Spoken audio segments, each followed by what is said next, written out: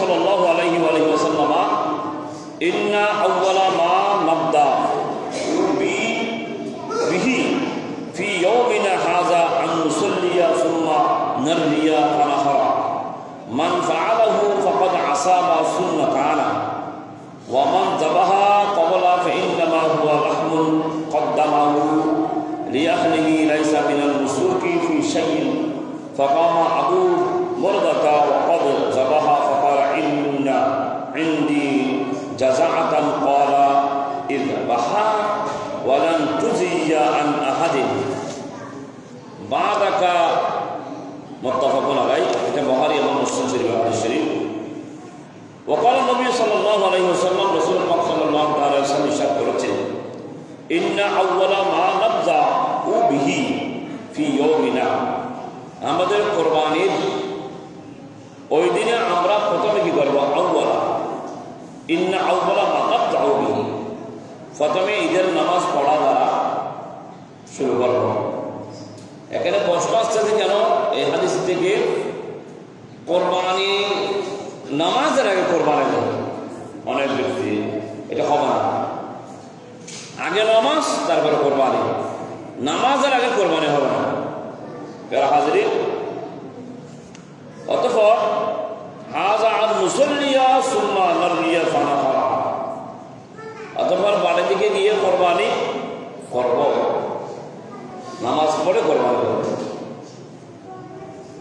মান ফাআলাহু ফাকাদ আসাবা সুন্নাতানা যে ব্যক্তি এমনভাবে করবেন সে আমার পদ্ধতি শরীর অনুসরণ করলো, তাদের শরীর পালন করলো, আমার রসুল বলতেছে যারা এভাবে কি করবে নামাজ আদায় করে করে গিয়ে কোরবানি করবে তারা আমি রাসূল পাক সাল্লাল্লাহু আলাইহি ওয়াসাল্লামের নিয়ম মোতাবেক তারা আদায় করলো।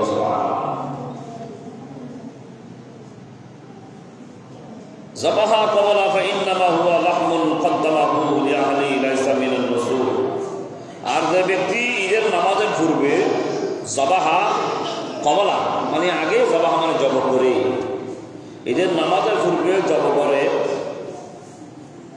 ফজরকে জব করে করবে ফাইন্নামা হুয়া লাহমুন কদ্দামাহু লিআহলি লাইসা মিনান রাসূল তার স্বাভাবিক গোশত হিসেবে নামাজের পূর্বে যারা গরু জব করে পশু জব করে ছাগল জব করে গরুর মধ্যে রেখে দেয় যে আমার রসুল বলতেছে সেটা কোরবানির গোশত হিসেবে হবে না, সেটা স্বাভাবিক 11 মাস মানুষ গোশত কিনে এমনি বাজার থেকে বা কিনে মেজবানের মধ্যে বিভিন্ন ধরনের অনুষ্ঠানের মধ্যে যেগুলো খাওয়া যায় কিনে খাওয়া যায় ওইভাবে হবে, কিন্তু কোরবানি হবে না।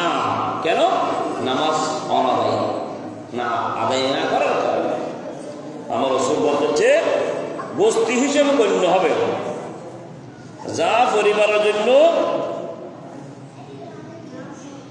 লিআহলিহি পরিবারের জন্য পূর্ব লাইসা মিনান রাসূল পূর্ব করা হয়েছে, যা পূর্বে আপনারা খাওয়াইছেন মুরগি জব করে দোকান থেকে বাজার থেকে গোশত কিনে এনেছেন ক্রয় করে এনেছেন সেই মোতাবেক আপনি নামাজ আদায় না করে জব করলে ওই রকমের গোশত খেতে পারবেন, কিন্তু কোরবানি হবে না।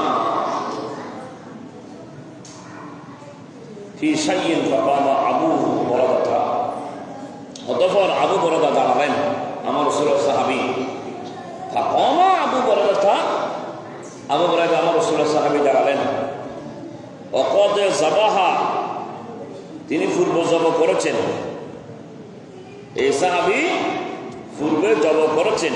ফাকালা ইন্না ইনদি জাযাআতান তিনি বললেন আমার নিকট 6 মাস বয়সের একটা ছাগল রয়েছে ইয়া রাসূলুল্লাহ সাল্লাল্লাহু আলাইহি ওয়াসাল্লাম। ক্বালা আসবাহা ওয়া লাম তুজরিয়া আন আহাদিন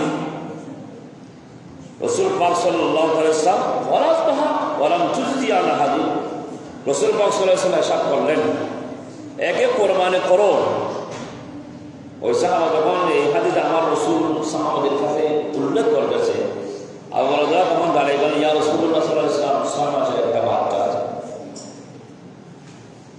তা আমার রাসূল বলতেছে তুমি সেটা কোরবানি করো, এরপর আসবে ওয়ালাম তুজরিয়া আন আহাদিন তোমার পর আর অন্য কারো জব করার জন্য জায়েজ করা হবে না, অনুমতি দেওয়া হবে না, তুমি এটা করবে শুধু। দেখেন 6 মাসের ছাগল দ্বারা কোরবানি করা কখনো জায়েজ হবে না। পরবর্তী বলছে কি ওয়ালাম তুজদিয়া আন আহাদিন বাদাকা, আমার রাসূল পাক সাল্লাল্লাহু আলাইহি ওয়াসাল্লাম বলতেছে, আমার সাহাবী আবু মুরদা, তোমার কাছে 6 মাসের যে বাচ্চা আছে জব করো, কিন্তু এরপর আর জব করবে না, নিষেধ করে দেওয়া হয়েছে। তাহলে 6 মাসের বাচ্চা করা যাবে না, ছাগল দুর্বার বেড়া। প্রশ্ন এসে যায়, গরুর দিকে যায়, আপনি যখন গরু ক্রয় করতে যাবেন দাঁত দেখতে হবে। দাঁত যদি আপনার মুরগির দাঁত হয়েছে কিনা, এটা বয়স উপযোগী হয়েছে কিনা কোরবানির। সরকার একটা হাদিস আছে যে গরু যখন মোটা তাজা হবে, মোটা দেখতে মনে হচ্ছে 7 দাঁত হয়েছে, 5 দাঁত হয়েছে, 1 দাঁত হয়নি, কিন্তু বলরতে একদম শক্তিশালী, তখন সরকার বলছে উনি ওনার মাধ্যমে কোরবানি করা যাবে। ওনাকে দিয়ে ওই পশুর মধ্যে আল্লাহর নামে কোরবানি করবে। পশুকে মোটা তাজা হতে হবে, দেখতেছেন একটা কয়েক দাঁত হয়েছে, এটা ভিন্ন। তাহলে ছাগলের 6 মাসের ছাগলের বাচ্চা কোরবানি করা যাবে না। আমার রাসূল পাক সাল্লাল্লাহু আলাইহি ওয়াসাল্লাম সেটা কি করেছেন, আমাদেরকে নিষেধ করেছেন। আমাদের যখন নিষেধটা মানব, ক্রয় করতে গেলে তো খেয়াল রাখতে হবে। সেই জন্য আমি আজকে বলতেছি, কেন আরেকদিন বাকি আছে, আজকের দিনটা আগামীকাল করবা, তো সামনে করবার আগে এগুলো বললেন, আপনি বাজারে গেলে দেখে শুনে করতে পারবেন। আপনি লম্বা শিং, চিড়ে ফাড়া, কুটা এগুলো কিনবেন না, বছরে একবার কোরবানি করতেছেন। আপনি যখন আপনার নতুন পোশাক পরিধান করেন নিজের জন্য, মার্কেট 10টা বাছা বাছা করবেন না, তো গরুটা করে নেবেন না, 500 টাকা কম হবে না, 500 টাকা বেশি হবে। এটা কিয়ামতের ময়দানে আপনার জন্য সওয়াব, আপনি সেটা সওয়াব হবে, বাহন হবে, ওই বাহন হবে আপনার সওয়াব হয়ে আপনি জান্নাতের মধ্যে পার করতে পারবেন। সুবহানাল্লাহ। আপনি যখন আপনার পশু নিয়ে কিয়ামতের ময়দানে যাবেন, আপনার টাকা দুর্বল হবে, আপনি তখন মনের মধ্যে কষ্ট পাবেন, কিরে আমি 1 টাকা আল্লাহ আমাকে তৌফিক দিয়েছে, আমি দুর্বল পশু কেন দুনিয়ার মধ্যে কিনলাম, তখন ওই দিন আপনি আফসোস করবেন। ওই আফসোসটা করার আগে দুনিয়ার মধ্যে ক্লিয়ার হয়ে যাচ্ছে। ক্লিয়ার মধ্যে ছাগল কিনেন, দুব্বা কিনেন, বেড়া কিনেন, গরু কিনেন, মহিষ কিনেন, একটু তরুতাজা শক্তিশালী এভাবে কিনবেন, যেন ধরলে কয়েকজন মানুষ দিয়ে ধরতে হয়, তো অধীনে সেটা আপনাকে সেভাবে করে নিবে। সুবহানাল্লাহ। দুনিয়ার মধ্যে দুর্বল হলো কেন, আবার দুর্বল বেশি হয়ে যাবে, শক্তিশালী হবে না। দুনিয়ার মধ্যে শক্তিশালী নেবেন, তা সে দ্বিগুণ হয়ে যাবে তখন কোথায়, কিয়ামতের ময়দানে। আর যদি নেওয়ার মধ্যে বহিলাতে করেন, ওই আপনার পশু কিয়ামতের মধ্যে বহিলা হবে। আমাকে কিনার মধ্যে কয়েক করার মধ্যে সে করেছে, কেন আমি কেন আগে যাবো তাদের আগে, ওরা তো কিনার মধ্যে অনেক টাকা দিয়ে, মজবুত টাকা দিয়ে, আমি সুন্দর কিনেছি, 10,000 টাকা বেশি দাও, তুমি টাকা পিছিয়ে করেছ।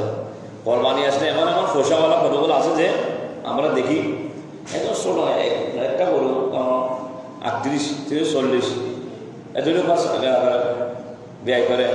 কেন, আপনার আল্লাহ তৌফিক দিয়েছে, পরিবারের অনেক সদস্য, আপনি সুন্দর জিনিস কিনেন, আল্লাহকে খুশি করেন, রাজি করেন, এটা তো খাবার জন্য না।